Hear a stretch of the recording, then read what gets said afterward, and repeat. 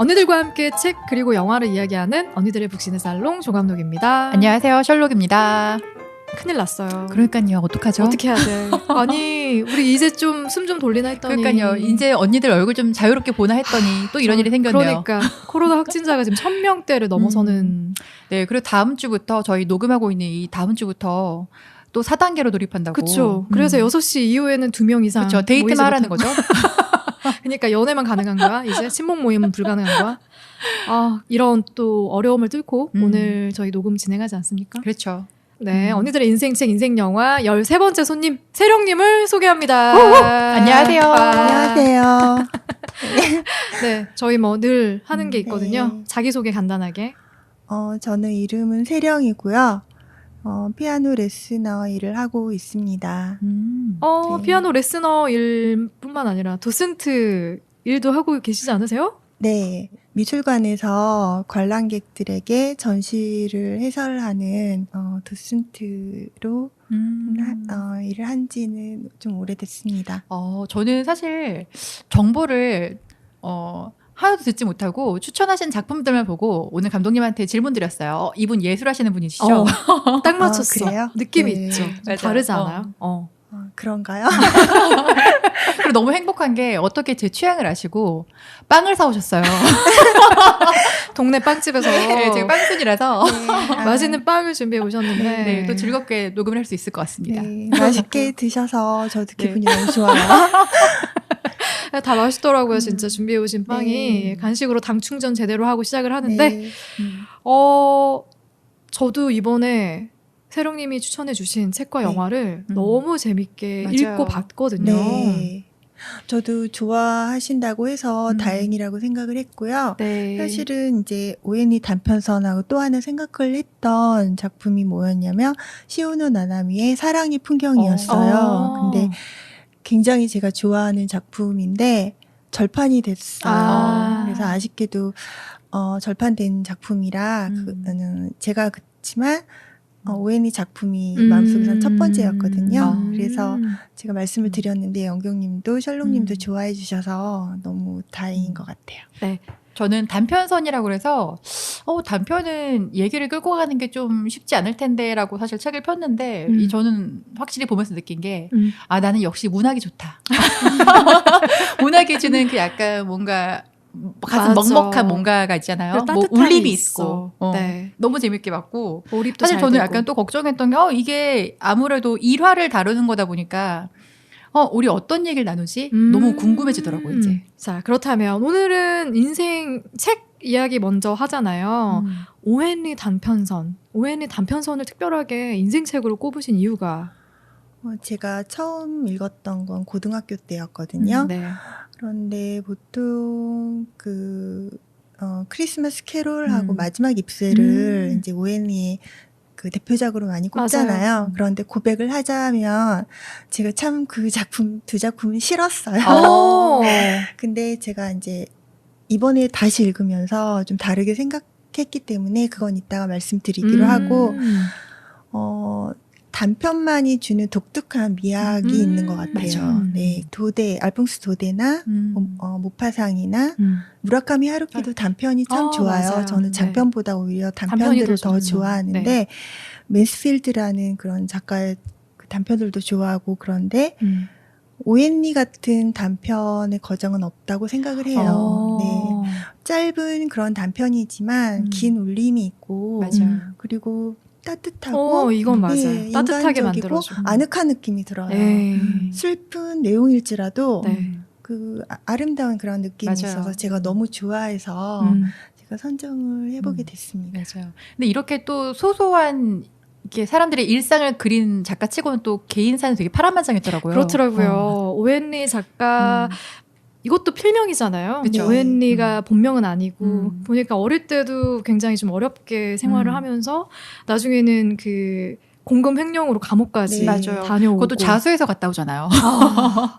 그리고 다녀와서도 이제 결혼하고 난 이후에 자식들이 다 먼저 떠나고 네, 세상을 먼저 떠나고. 근데 어떻게 그렇게 따뜻한 또 단편들을 쭉 써낼 수 있었는지도 참 그런 부분들도 궁금해지더라고요. 이분의 인생이. 진짜 매력이 있었고 저도 사실 감독님은 아시겠지만 저는 사실 장편을 되게 좋아해요. 맞아요. 네. 그래서 사실 추천하라 그러면 되게 애매해지는데 막 토지 이런 거 좋아해서 맞아. 대하소설. 이 정도는 길어야지 울림을 주지 않나 약간 이런 그러니까요. 주의인데 네. 사실 이 단편서는 말씀하신 것처럼 따뜻해서 저는 이 책을 읽고 가장 크게 느낀 건 역시 책은 여러 번 읽어야 된다. 왜냐면 이게 좀 장편이면은 반복하기도 굉장히 힘든데 또 저도 이제 좀 가슴이 남았던 작품을 선정해달라고 그래갖고 여러 번을 읽었었는데 볼 때마다 새로운 거예요 사실. 네. 그리고 볼 때마다 따뜻하고 다른 시선으로 좀 보게 되니까 이거 단편도 꽤 매력이 있네 이런 거는 라는 생각이 좀 들었어요. 게다가 이제 그 세령님이 설명해 주셨던 것처럼 오헨리 단편 하면은 크게 떠오르는 두 편의 맞아요. 단편이 있지 않습니까? 확실한 두 편이 있죠.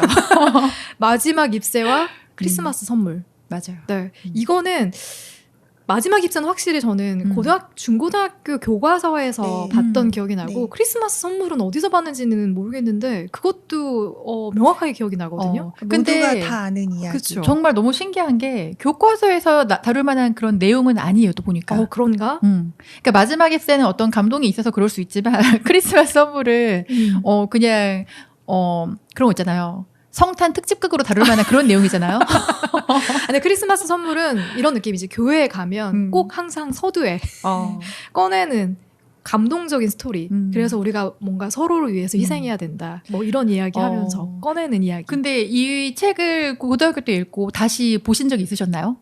저는 이번에 처음 봤어요. 그 전에, 그러니까 중고등학교 때 읽고 난 이후에 한참을 잊고 지내다가 오헨리 단편선을 선정하셔가지고 책을 펼쳤는데 마지막 입술은 크리스마스 선물이 있는 거예요. 그래서 이 소설을 쓰신 작가가 오헨리였단 말이에요. 이러면서 공부 안 했구나 고등학교 때. 내용만 기억나고 작가에 대해서는 네. 아예 잊고 있었거든요.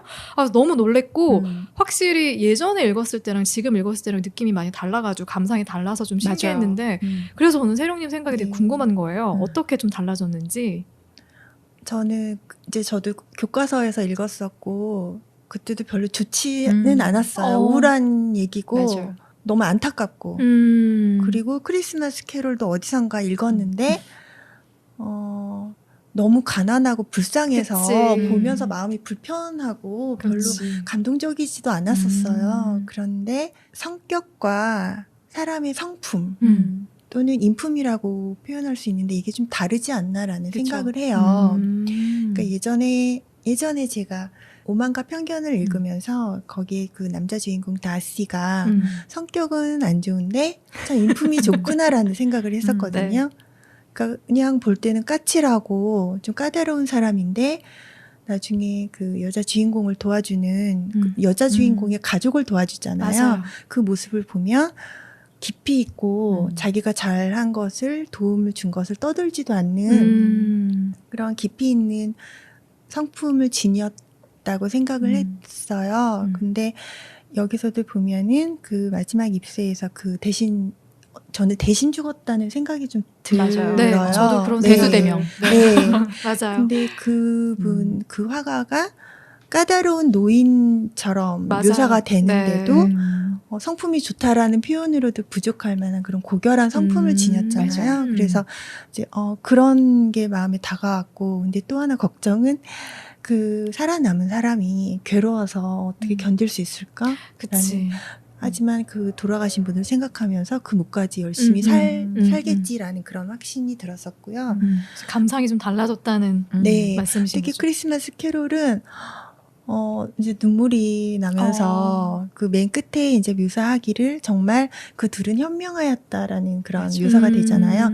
그러니까 좋은 선물을 했고 제일 현명했다. 근데 예전에는 전 어리석다고 생각을 했었거든요. 왜 확인도 안 해보고 그렇게 하지? 미리 이런 거, 물어보지. 돈도 없으면서 왜 무리해서. 네, 너무 좀 무리했구나. 근데 그럴 수 있지. 이번에 보면서 좀 다르게 아름답게 감동적인 이야기로 다가왔던 것 같아요.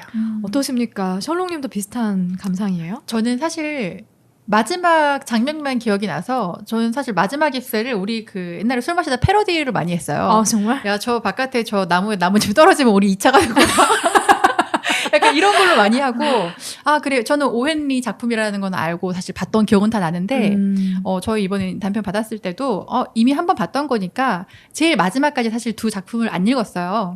그래서 이제 선정해야 되니까 하나하나 고심해서 읽다가, 질문지에 올려주시길래 다시 한번 봤더니, 저는 확실히 마지막 입새를 보면서, 이래서 오헨리의 대표작으로 교과서에 실린 거구나를 좀, 딱 알겠더라고요. 네네. 그래서, 이거를 질문지에 올라와서 제가 선정하지 못했지만, 네.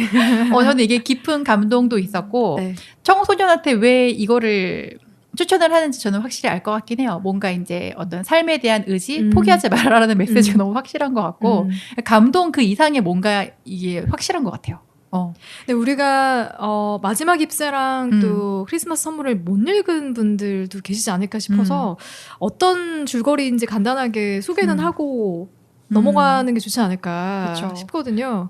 어떤 이야기죠? 마지막 그러니까 입새는? 마지막 입새는 두 예술가가 등장을 하는데 네. 친구 같아요. 수아 존 씨라는. 그렇죠. 수아 존 씨라는 예술가인데 그때 이제 유행하는 병이 폐렴이었어요. 그쵸. 근데 존 씨가 폐렴에 걸려버린 거예요.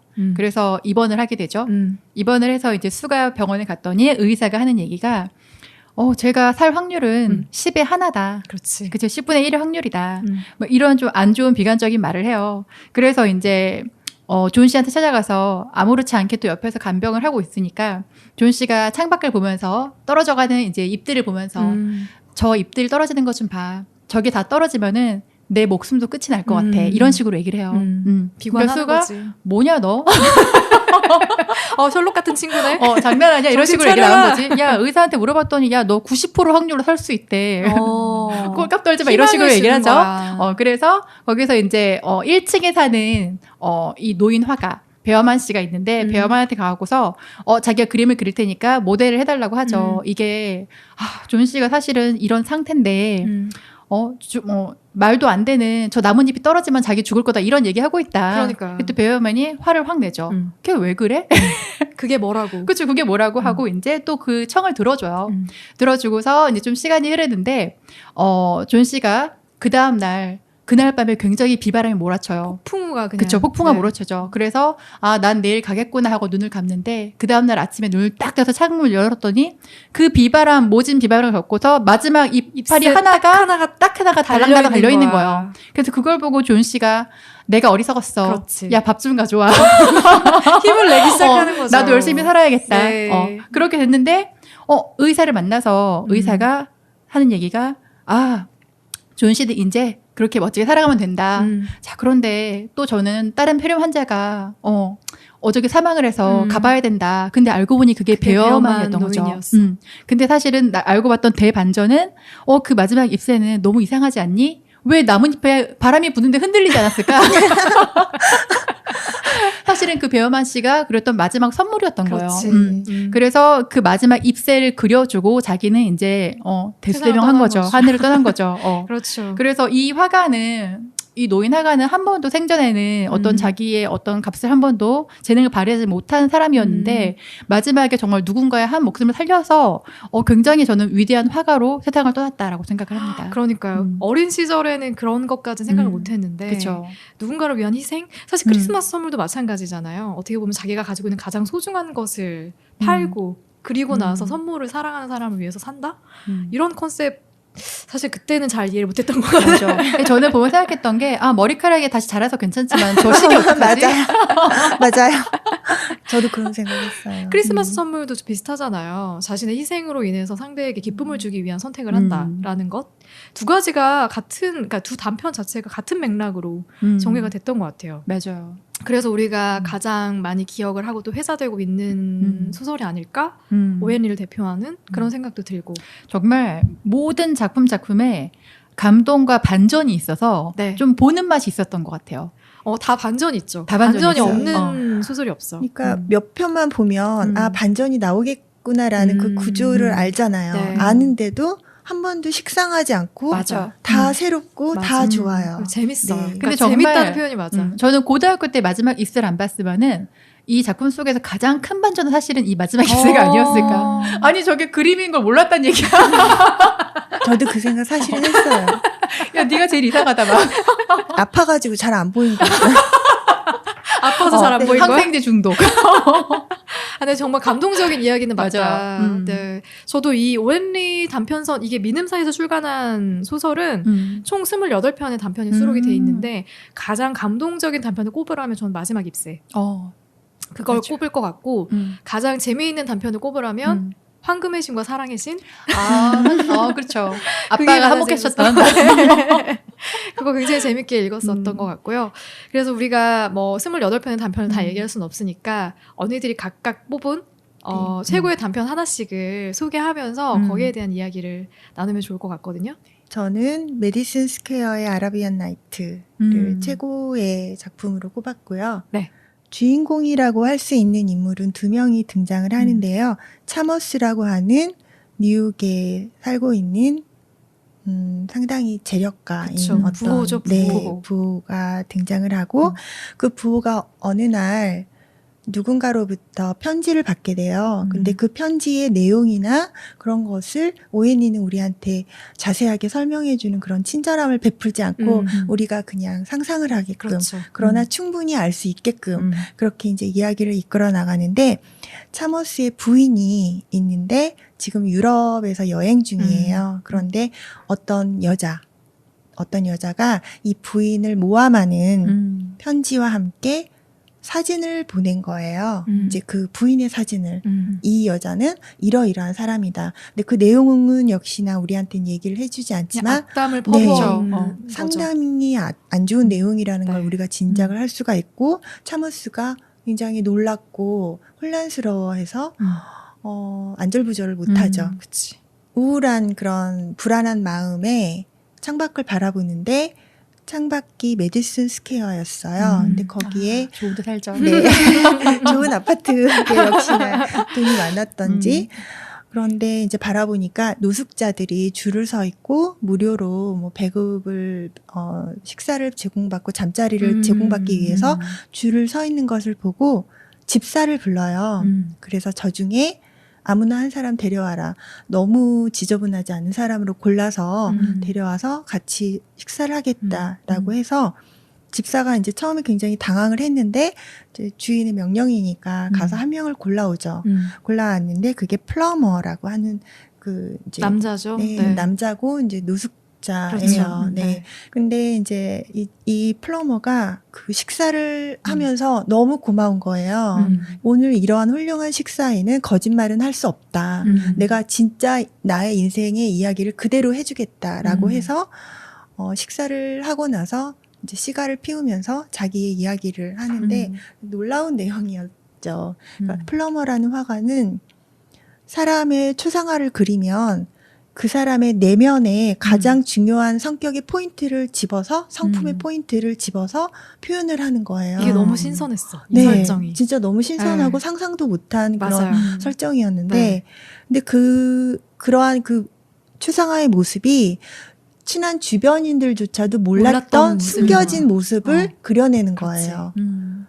그래서 처음에는 이 플러머가 굉장한 그런 작가, 화가로서 이름을 날리다가 이 사람이 그린 추상화를 보면 여러 가지 일들이 벌어지는 거예요. 예를 들어서 어떤 은행가의 추상화를 그렸는데 그거를 본 다른 사람이 진짜 저런 표정이 있더냐, 진짜 저렇게 생겼더냐, 안 되겠다, 내 돈을 빼야겠다라고 했는데 알고 보니 이미 그 돈을 가지고 은행가가 없어져 버린 후라던가 어떤 여인의 추상화를 그리면 그걸 본 남편이 이혼을 한다던가 그렇지. 네, 이런 일들이 벌어지니까 아무도 이 화가를 찾지 않고 추상화를 의뢰를 안 하는 거예요. 네. 그러다 보니까 플러머가 흘러서 전락을 해서 이제는 노숙자 신세까지 된 거예요. 이 이야기를 듣고 차머스가 그 아까 받았던 편지와 함께 온 그 사진을 주면서 추상화를 그려라 라고 하고 이 플러머가 그리게 돼요. 파스텔로. 네. 그리고 나서 이제 플러머는 퇴장을 하죠. 그렇죠. 퇴장을 하는데 이 차머스가 차마 보지 못하는 거야. 보지를 못하겠는 거예요. 네. 그래서 저기 멀리에 놓고 장벽이 있는 듯 왔다 갔다 아주 불안한 거지, 불안하게 거지. 수수하게 있다가 또 집사를 불러서 이 아파트에 살고 있는 젊은 화가가 있으니 데려와라라고 얘기를 해요. 그래서 그 젊은 화가가 이제 오는데 화가로서 평을 한번 해봐라. 이 인물에 대해서도 평을 해봐라 라고 하니까 그 젊은 화가가 보더니 너무나 놀랍다고 근 몇 년간 이렇게 훌륭한 화가의 추상화를 본 적이 없는데 이건 대가의 솜씨다. 정말 완전 무결한 선한 천사 같은 얼굴이다라는 얘기를 하게 그러니까. 되죠. 네, 차머스가 그제서야 긴장이 풀리면서 사실은 내 아내이고 지금 유럽을 여행하고 있는데 그 파스텔 추상화를 보고 정말 그 대작이라고 당신의 그 화가 인생에서 꼽을 만한 역작을 그려내라. 돈은 얼마든지 내가 지불하겠다라는 얘기를 하면서 끝나게 돼요. 기분이 너무 좋아진 거지? 네, 기분도 걱정했는데. 좋아지고 진짜 돈이 아깝지 않겠죠. 그렇지. 그제서야 저희 보는 독자들도 긴장이 풀리면서 모든 그런 호기심도 다 풀리게 되는 이제 그런 내용이에요. 어떠세요? 이 마지막 장면에서 전달하고자 하는 메시지가 뭐였다고 생각해요? 일단은 그 전에 다른 말씀 먼저 드리자면 제목을 너무 잘 지었어. 아 그래? 제목을 너무 잘 지었던 게 이 사람이 애초에 플러머를 데려오라고 했던 거는 노숙자를 데려오라고 했던 게 이 사진을 받고서 자기 기분이 너무 더러운데 그렇지. 이걸 해소하고 싶으니까 나 오늘 이런 기분으로는 나 좀 칼리프 왕 같은 좀 그런 걸 느껴봐야지 이거 해소가 될 것 같아 해서 좀 우월감을 느끼려고 사실 전 데려왔다라고 생각을 해요. 네. 근데 이제 플러머도 그거를 캐치하고는 그래 우리 칼리프한테 내가 오늘은 세헤라자데가 되드리겠다. 맞아. 그렇게 컨셉으로 시작했어. 왔잖아요. 네. 그래서 제목하고 너무 매치하고 컨셉이 잘 됐다라는 생각이 들었고 제가 확실하게 마지막 부분에서 느끼는 메시지는 그래 내가 느끼는 게 맞는 거다. 다른 내가 사람 느끼는 말이 메시지는? 중요한 게 아니다. 그러니까 결국은 나도 어떤 의구심이 들었으니까 기분이 안 좋았던 거지만 결국은 내가 믿다고 생각하는 게 맞는 거다라는 저는 그런 메시지를 받았어요. 저는 이 결말을 보면서 플러머가 큰 선물을 그렇죠. 해주고 갔구나 작정하고 네.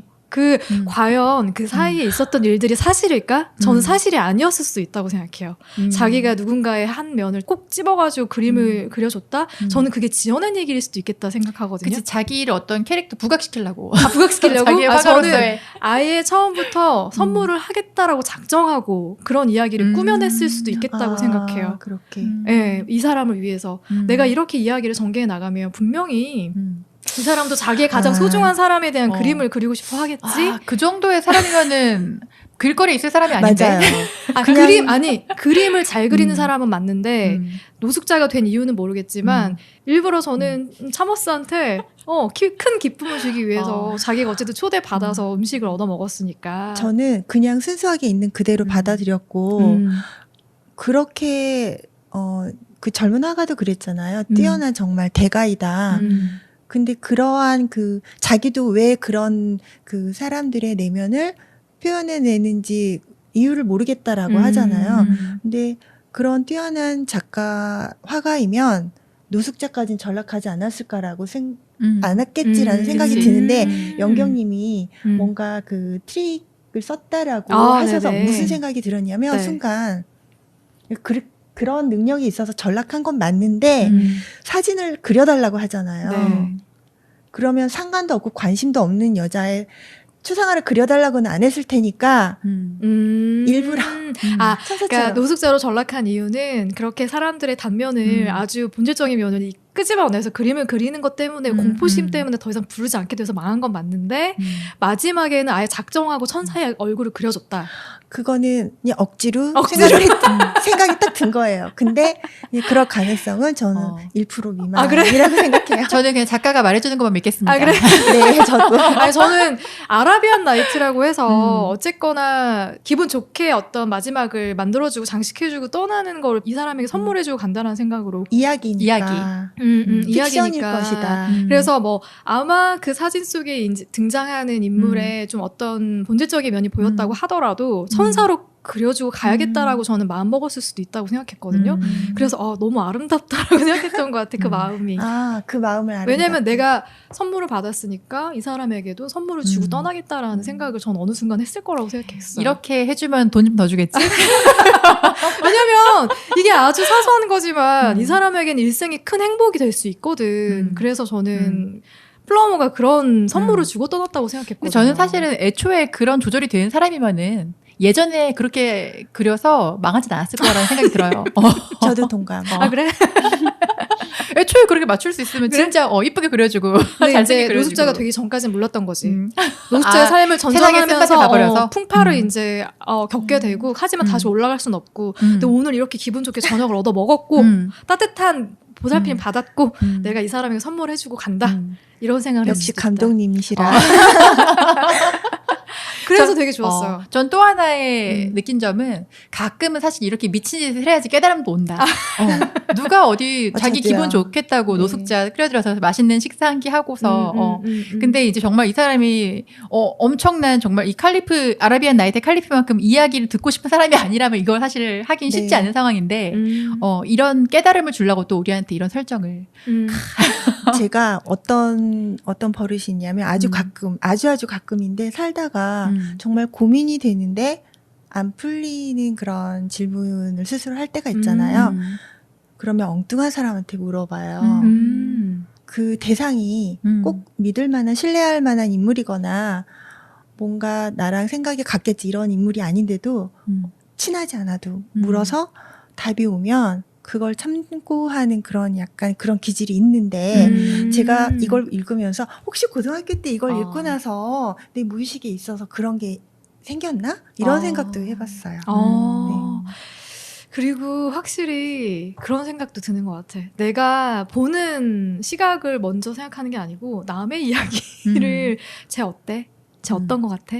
그런 질문 되게 많이 하잖아요. 그래서 그 상대의 이야기를 들어보고 나서 내 생각을 정리하는 거. 제가 누군가를 볼 때 그 사람에 대해서 분명히 난 이런 감정을 갖고 있지만 제3자가 다른 이야기를 하면 그 다른 이야기에 좀 더 빠져들게 되는 경우가 많거든요. 내가 귀가 못 본 게 얇다고. 있나? 이런 그렇지. 생각. 귀가 얇아서 그런 부분이 있거든요. 저는 사실 제 생각만 믿어요. 아, 그래요? 오늘 빵 가져오셔서 마음에 들었어요. 아, 그래? 진짜요? 그거 확실히 믿어주세요. 그러네. 셜록님은 확실히 그런 면이 있어. 아니, 그래서 저도 이 메디슨 스퀘어의 아라비안 나이트가 재밌었어요. 꼽아주시기 전에 만약에 읽었으면 아마 저는 이거를 저의 베스트로 맞아요. 꼽지 않았을까. 저희는 둘 다 똑같이 얘기를 해갖고 네. 저도 안 그래도 선정해달라고 네. 연락이 오셨길래 저 사실 이 작품이 제일 좋기는 하다. 그랬어요. 아라비안 제일 나이트가. 베스트이긴 했어. 그래요? 이 단편이. 네. 그래서 좋았어요. 네. 네. 그러면 우리 셜록님의 최애 단편도 하나. 네. 제가 꼽은 단편은 아르카디아의 두 나그네라는 작품이에요. 궁금하다. 이걸 꼽은 그렇죠? 이유. 일단 뭐 제목이랑 상관이 크게 없을 것 같아요. 일단 내용을 잠깐 설명을 네. 드리자면은 이 배경지는 브로드웨이에 있는 로터스 호텔이라는 데서 시작을 해요.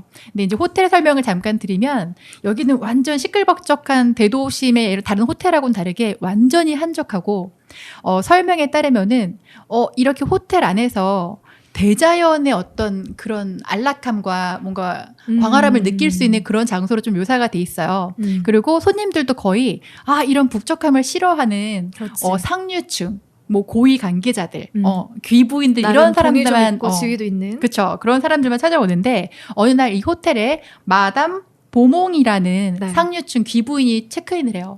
체크인을 하니까 이 귀부인은 이 호텔이 너무 선호하고 너무 사랑하는 그런 인물이에요. 얘를 너무 이제 우아하고 너무 귀족적이고 그리고 밖에 나가지 않고 이 안에서 뭔가 나는 이런 쾌적함을 다 모든 걸 만끽하는 이런 훌륭한 손님이에요. 그래서 심지어는 벨보이들도 이 부인의 시중을 들기 위해서 서로 다툼을 할 정도로 맞아. 엄청 최애 손님인데 또 이제 이분이 체크인하고 얼마 안 돼서 해럴드 패딩턴이라는 한 청년이 또 체크인을 해요. 네, 해럴드 패딩턴. 이 친구도 말끔하게 잘생겼고 또 자연스럽게 그 호텔의 분위기에 딱 이제 맞아 떨어지죠. 그런데 이제 이 둘은 이 부인이 떨어뜨린 손수건을 주워주면서 친분을 쌓기 시작하는데 대화의 내용이 딱 오가는데 책에서 거의 뭐 상류층에서 볼 수 있는 뭐 이런 데죠. 여기는 이때쯤에는 너무 붐비죠. 이 호텔은 정말 아무도 못 찾았으면 좋겠어요. 상류층단이 그쵸. 서로 안다는 듯이 약간 그런 얘기를 시작하는데 그래서 며칠을 함께 지내다가 체크아웃을 하기 전날 밤에 마담 보몽이 페링턴한테 이제 고백을 하죠. 1달러를 딱 꺼내면서 사실은 나는 백화점에서 양말을 파는 점원이다. 그리고 나는 이 1년 중에서 이 일주일의 휴가를 즐기기 위해서 주급 8달러에서 매년 조금씩 뜯어갖고 그래. 모아놨다. 이 일주일을 개처럼. 귀부인으로 살아보기 위해서. 그치. 난 이제 개처럼 일하는데 정승처럼 써야 되니까 나도 어느 기부인처럼 일어나고 싶을 때 일어나고 음식 시중 받고 그렇게 한번 살아보고 싶었다. 자, 이 1달러는 내가 다음 주급 8달러를 받기 전까지 내가 보는 마지막 돈이라고 딱 꺼내놔요. 그래서 이제 이 남자가 어떻게 반응할까 하는데 이 남자는 페링턴은 갑자기 영수증을 꺼내갖고 맞아. 때 완전 영수증을 꺼내서 딱 주는 거야. 근데 이제 그 영수증은 이 여자가 이 마담이 이 호텔에서 오기 위해서 정말 큰 돈을 써서 드레스를 하나 구매해요. 이브닝 드레스를. 그래서 10달러를 먼저 내고 할부로 1달러씩 매주 갚아야 되는데 알고 보니까 이 남자는 사실은 나는 거기에 수금원이야. 너무 웃기지 않았어? 이런 대반전이? 하필이면. 하필이면. 네. 그런 우연이 있을까. 그래서 그러니까. 웃으면서 그 여자에게 영수증을 1달러에 대한 영수증을 써주면서 데이트 신청을 하죠. 그렇지. 너도 나랑 똑같은 방식으로 휴가를 보내고 있었구나. 그러면서 우리 다음 주에 코니 아일랜드 함께 놀러 가지 않을래? 이런 식으로 해서 서로 실명을 알려주고 이야기가 마무리돼요. 저는 여기서 가장 와닿았던 게 그래, 저게 완벽한 휴가다. 완벽한 맞아. 휴가다. 휴가를 보내는 그런 방식에 대해서 너무 약간 재밌게 봤는데. 왜냐면 우리가 왜 호캉스를 떠나겠어요. 맞아요. 결국 예. 일상이 되게 팍팍하니까 거기 가서라도 제대로 내가 뭔가 모심을 받고 싶은 거야. 저는 굉장히 공감했던 포인트가 이 마담 보봉에 대해서 네. 가끔 휴가라는 거는 우리가 호캉스를 떠나는 것도 마찬가지고 큰 돈을 들여서 내가 아닌 다른 사람으로 사람으로 살면서 살아보고 싶은 거야. 그쵸. 그런 기분을 느끼면서 그렇지. 또 나한테 꿈꾸던 그 시간을 선물하는 거잖아요. 누워서 쉬는 게 아니라. 그래서 너무 공감을 했는데 네. 궁금한 게 두 분은 휴가를 보내는 스타일이 다 어떻게 되세요? 나는 정말 이런 휴가 보내보고 싶어요. 그러니까 진짜 근데 1년 보통 동안 이렇게 보내지 않으세요? 그쵸. 그러니까 누구나 다 떠나고 싶어 했던 그 태국 방콕도 방콕이 호캉스도 이런 거잖아요. 엄청나게 사실 진짜 가가지고. 방콕 말씀하시는 거죠? 그럼요. 진짜 방콕. 네, 순간 우리 지금 하고 있는 그 방콕 혼동됐어요. 말고. 일일 일 마사지에 우리 맞아요. 비치에서 이렇게 앉아가지고 시원한 음료 한 잔 마시면서 선선한 바람 맞고 이런 것들 우리 일상에서 그렇게 살 수가 없잖아. 너무 팍팍하잖아. 그러니까 떠나서 그렇게 자유롭게 좀 편하게 돈 물 쓰듯이 쓰는데 그 돈이 큰 돈이 아닌 그런 느낌으로 그런 휴가 보내는 거 저도 너무 좋아하고 그런 마음을 너무 잘 이해하거든요. 네. 왜냐면은 어떤 분들은 돈을 내고 사서 고생을 하시는 분들도 꽤 계시잖아요. 휴가 방식을. 배낭여행 가거나. 그쵸. 네. 래프팅하고 정글 그렇지. 타워하고. 줄 많이 서고. 그쵸. 혜령님 어떠세요? 제가 이제 고등학교 때 읽었다고 했잖아요. 그때는 호캉스가 지금처럼 이렇게 그쵸. 대중화되지 않았죠. 대중화되지 않았는데 제가 제목은 잊었는데 여기에 묘사된 그런 호텔의 아름다운 느낌, 시원한 느낌, 그 느낌을 간직을 하고 해마다 제가 마음속에 여름이면 떠올렸었어요. 그래서 셜록님이 이 작품을 선정했다고 하셔서 읽으면서 맞아, 이 작품이었는데 너무 반가웠는데 그래서인지 너무 도심에서 벗어난 것도 싫고 전 도시에서 나서 자랐기 때문에 한가운데 도시에 있는데 그런데 문 열고 들어가면 이렇게 자연의 아름다운 시원함을 느낄 수 있는 곳 이런 곳을 선호를 하는 마음이 있었거든요. 그런데 그게 호캉스인 것 같아요. 맞아요. 네. 저는 여기서도 좀 재밌었던 게 이 두 사람은 사실은 나는 그 사람이 아닌데 다른 사람으로 속이고 대화를 관계를 그렇지. 이끌어가면서 뭔가 얼마나 설레이면서 또 불안했겠어요. 그렇지. 근데 가끔 우리 또 그런 거 있잖아요. 어디 바 가든지 낯선 장소에 가서 정말 생전 처음 보는 사람 만났을 때 우리 친구한테도 안 하는 정말 속마음을 낯선이한테 맞아요. 다 꺼내는 네. 경우도 있고 또 그런 거 하면 누가 나에 대해서 물어보면은 이거 진짜 내가 아니야. 그런데 나는 이런 사람이야 하고 정말 내가 아닌 모습으로 설명을 하는 경우도 있잖아요. 그럼요. 저는 사실 그 설림 되게 좋아하거든요. 그게 또 확실히 나한테 익숙하지 않은 공간으로 가서 낯선 사람들을 만나야지 나오는 행동이야. 맞아요. 그게 있는 것 같아. 저도 예전에 낙산사 템플스테이를 한 적이 있었는데 거기서 1박을 했어요. 그런데 거기 모인 사람들이 다 낯선 사람인 거지.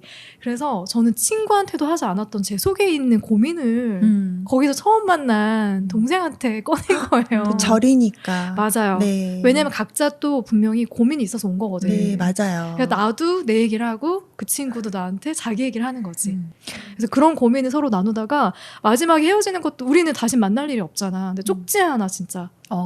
그런 고민을 얘기해줘서 너무 고맙다고. 언젠가 또 우연히 만날 수 있으면 좋겠다. 이 정도 쪽지만 서로 딱 교환하고 그렇죠. 딱 헤어졌어요. 차머스가 되셨네요.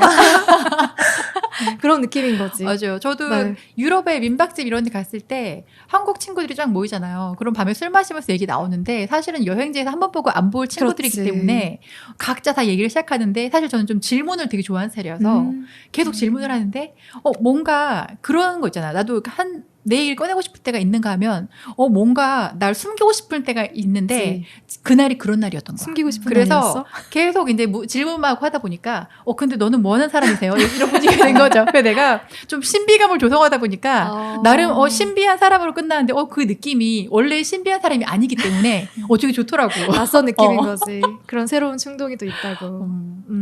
저는 완전히 반대예요.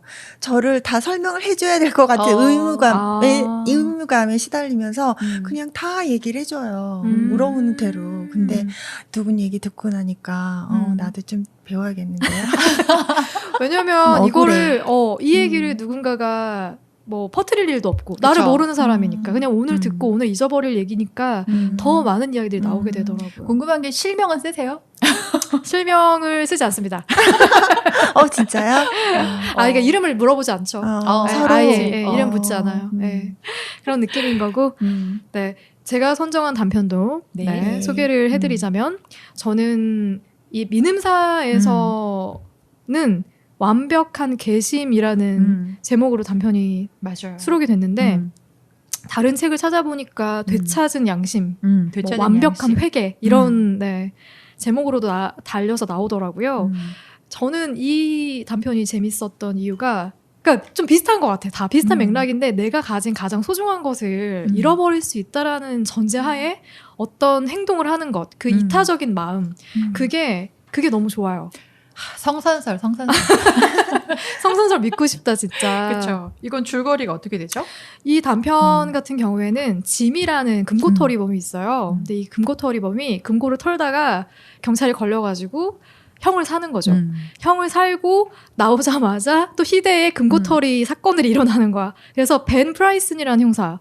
그 형사가 이거는 분명히 지미가 한 짓이다라고 생각을 해서 쫓아가는데 지미가 이제 새로운 삶을 살기 위해 어디 소도시에 이름도 바꿨어요. 렐프 스펜서라는 이름으로 개명까지 해가지고 지미란 이름을 버리고 그 마을로 들어가서 살기 시작합니다. 그럼에도 불구하고 벤 프라이슨 형사는 계속 쫓아요. 그런데 그 사이에 지미는 스펜서라는 이름으로 렐프라는 이름으로 사랑에 빠진 거죠. 그 마을에서 나름 잘 나가는 은행가의 딸과 사랑에 빠져서 이제 결혼식을 올리기 바로 직전에 벤 프라이슨 형사가 지미가 그 마을에 있다는 사실을 알고 쫓아와요. 쫓아와서 지미를 발견을 하죠. 그런데 거기서 어떤 사건이 일어나냐면 와이프가 될 아내가 될 사람의 아버지가 은행가니까 자신의 은행에 새로운 금고를 설치한 거예요. 그게 누구도 열 수 없는 그런 아주 단단한 강철 같은 금고를 설치를 했는데 여자친구의 언니의 아이들이 장난을 치다가 거기에 한 명이 갇혀버린 거야. 근데 이걸 열 수가 없는 거예요. 비밀번호도 설정되지 않은 상태여서. 금고를 설계한 사람을 불러가지고 다시 열려면 며칠이 걸리고 소도시니까 들어간 아이는 당장 뭐 산소도 없고 그치. 그래서 당장 죽게 생겼고 몇 시간만 방치하면 그런 상태에서 지미가 이걸 어떻게 해야 되나 고민을 하고 있는 거죠. 근데 이걸 열 수 있는 사람은 지미밖에 없는 거야. 근데 그 상황에서 벤 프라이슨하고도 마주쳐요. 그래서 내가 이 금고를 여는 모습을 이 벤에게 들키면 나는 그냥 영락없이 경찰서로 가야 되고 사랑도 포기해야 되고 그런데 내가 이 금고를 열 것이냐 아니면 모른 척하고 사랑을 지킬 것이냐 이 기로에서 결국에는 금고를 여는 선택을 합니다. 근데 금고를 열고 나와가지고 벤 프라이슨한테 이제 날 잡아가세요 라고 얘기했더니 벤 프라이슨 형사가 스펜서. 나는 당신을 모른다. 난 당신을 모른다. 마차 기다리고 있지 않냐. 마차 기다리고 있지 않냐. 결혼식 준비하고 있지 않냐. 이렇게 얘기하면서 모른 척하고 지나가고 끝이 나요. 그러니까 나는 잡혀가고 끝났으면 이게 나한테 그렇게까지 그치. 기억에 강하게 남지 않았을 그리고 것 같아. 안 썼죠, 얘기를. 이 뱀파이어 형사는 지미가 절대 개거천선하지 않았을 것이다. 얘는 또 그치. 분명히 여기서 뭔가 수작을 부리고 있다라고 생각해가지고 지켜봤는데 알고 보니까 완벽하게 개심을 한 거잖아요. 그래서 그걸 발견하고 풀어주는 것도 되게 아름다웠고 그리고 정말 자기가 처음으로 제대로 살고 제대로 된 사랑을 하고 그래서 결혼을 앞두고 있는 상황에서 내가 이게 다 깨질 수 있다라는 걸 알고도 그런 선택을 했다는 거 그게 너무 아름다운 거예요. 맞아요. 그래서 저는 정말 이 대단하죠. 단편을 네 저는 그럴 수 없는 사람이라서 그래서 이 단편을 제가 최고의 작품으로 꼽아봤습니다. 이거는 정말 소설이에요. 그래서 나는 여쭤보고 싶어서 두 분에게도 저도요. 저도. 이렇게 뭔가 내가 소중한 것을 포기하면서까지 사랑을 지킬 수 있는 사람일까?에 대한. 그러니까 사랑을 지킨다라기보다 사람의 내가 생명을 그쵸, 구한 거죠. 뭔가 그렇지. 사람의 생명을 구할 수 있을까? 그치 어떤 나의 정말 소중한 걸 포기하면서까지. 근데 저는 그럴 수 있다고 생각해요. 그러니까 예를 들어서 만약에 내가 수영을 못하는데 내 앞에서 어떤 아기가 물에 떠내려가면 저는 사실 들어가서 구할 것 같긴 하거든요. 내가 물을 무서워하더라도. 나의 생명과 근데 그건 내가 착해서가 아니라 그거는 그냥 본능이다. 그쵸. 사람한테 좀 깔려있는 그런 내재된 본능 같아 그런 건. 진짜. 나 성선설을 믿으니까. 그런 거 같고 저는 사실 이걸 보면서 궁금했던 게 사람이 정말 이렇게 완벽하게 바뀌는 게 가능한 것인가? 맞아요. 저는 아니라고 생각하거든. 그러니까 옛날에 내 딸 서영이라는 혹시 드라마 혹시 보셨나요? 봤습니다. 네. 거기서 보면은 그 드라마를 끝마치고 배우 이보영 배우가 어디 나와서 했던 얘기가 좀 기억이 나요. 거기 보면 이제 아버지가 천호진 배우님으로 나왔는데 아빠가 자식들 등골 빼먹고 등록금 있으면 갔다가 뭐 캐바레 가고 그랬어. 막 사업한다고 막 난리치고 빈만 남겨주고 엄마는 개고생하다가 그렇게 돌아가시고 이제 첫째 딸이 이제 이보영이었는데 동생은 의대에 보내야 되니까 자기는 전교 1등이었는데 학교를 그만두고 중국집 배달을 하면서 돈을 벌어서 동생을 먼저 대학 보내요. 자기는 뒤늦게 대학 들어가서 정말 뼈 빠지게 고생하는데 아빠는 그래도 정신을 못 차리는 거야. 그러다가 과외를 하러 들어간 어떤 집에서 아들하고 눈이 맞아서 결혼을 하게 되는데 이상윤 그때 배우였죠. 아빠한테 유학 간다고 거짓말을 하고서 이제 아빠를 사실 버리고 이제 결혼을 하게 되는 건데 아빠가 이제 결혼식 하객 알바를 갔다가 그 모습을 목격을 하고 이제 아빠가 회개를 하는 거야. 그래서 정말 새로운 사람으로 태어나요. 근데 이보영 배우가 어떤 프로그램에 나와서 이런 얘기를 했던 게 저거는 드라마라서 그렇지 진짜 저런 걸 보고서 바뀔 사람이었으면은 진작에 바뀌었다. 그렇지. 그렇게 얘기를 했어요. 네, 했었어요. 근데 저는 공감을 했어요. 맞아, 저렇게 바뀔 사람이었으면 정말 저렇게 진작 저랬겠지. 저 하나가 충격적으로 다가가지 않았을 것이다. 저렇게 안 바뀌었던 사람들은.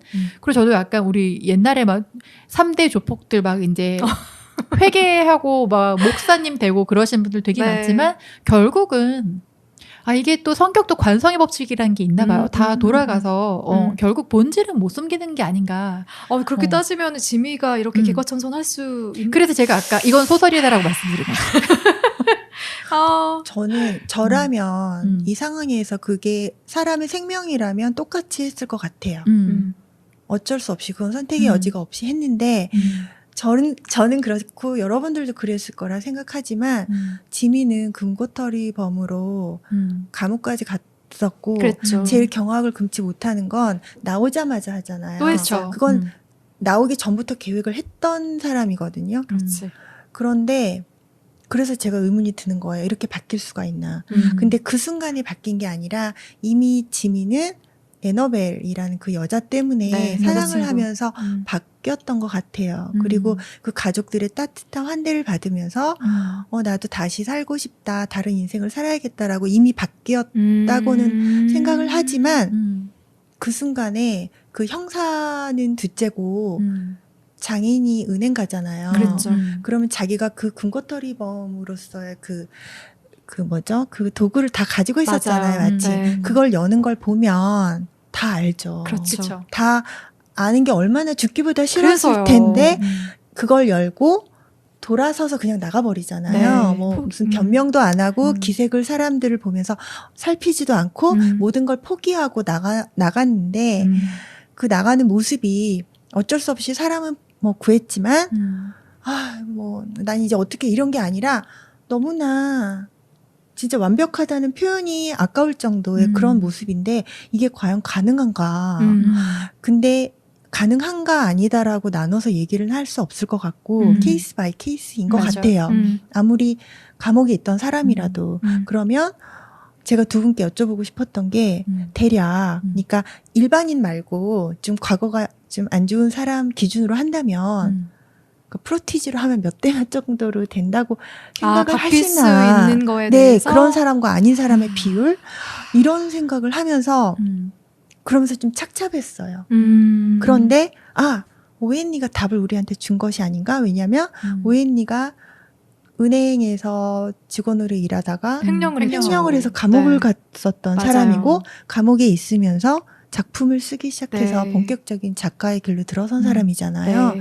그렇기 때문에 누구보다도 감옥에 간 그런 사람의 그 심리를 다 알겠죠. 아는데 이렇게 썼다는 거는 가능하다는 이야기이겠지.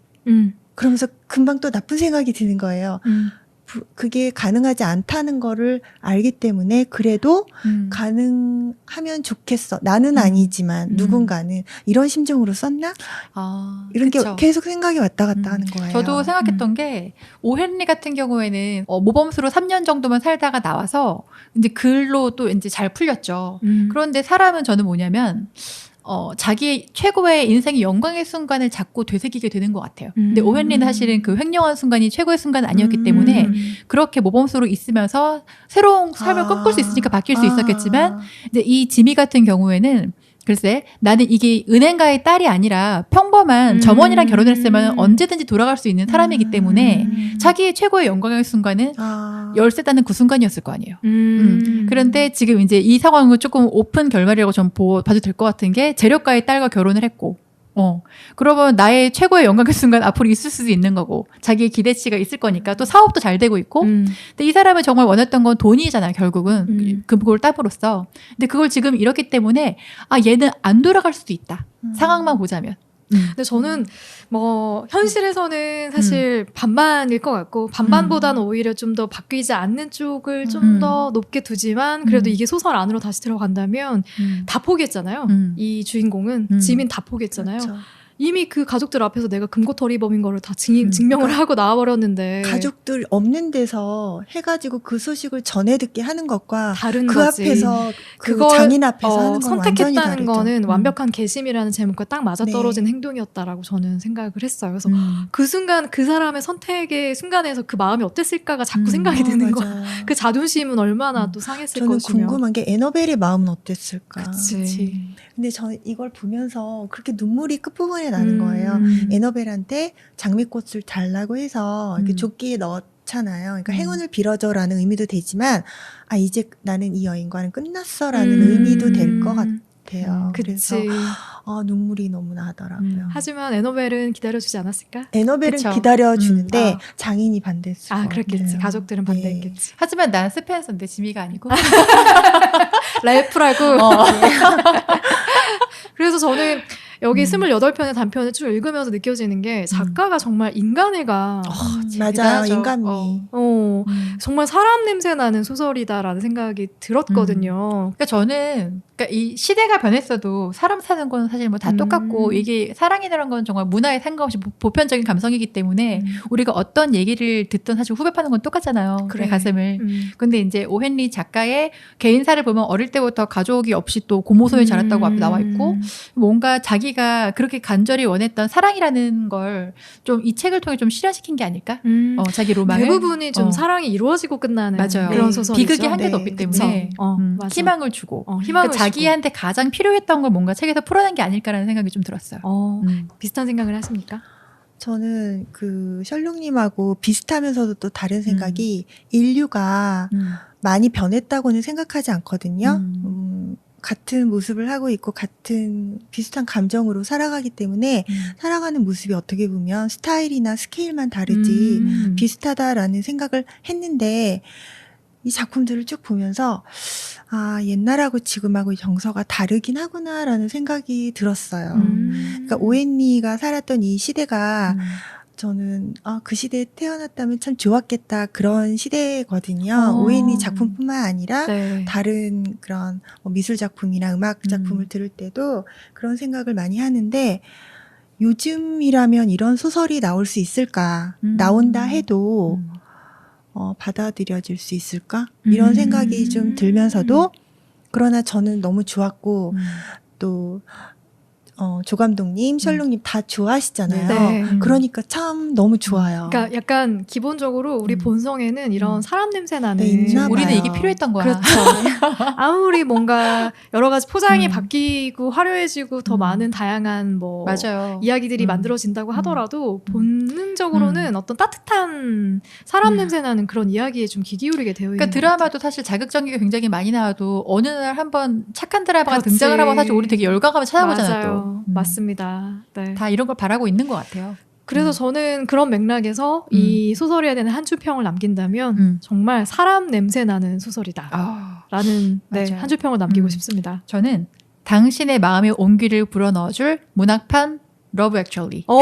문학판 러브 액츄얼리 맞다. 맞아요. 딱 좋다. 딱 좋다 진짜. 저는 짧지만 길고 깊은 이야기. 맞는 것 같아요. 네.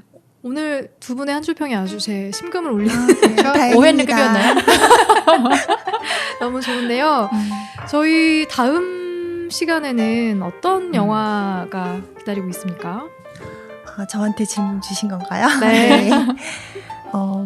프랑스와 독일과 벨기에의 합작 영화고요. 2000년대 초반에 상영했던 작품이고 왕의 춤, 르후아 당스라는 서양의 사극입니다.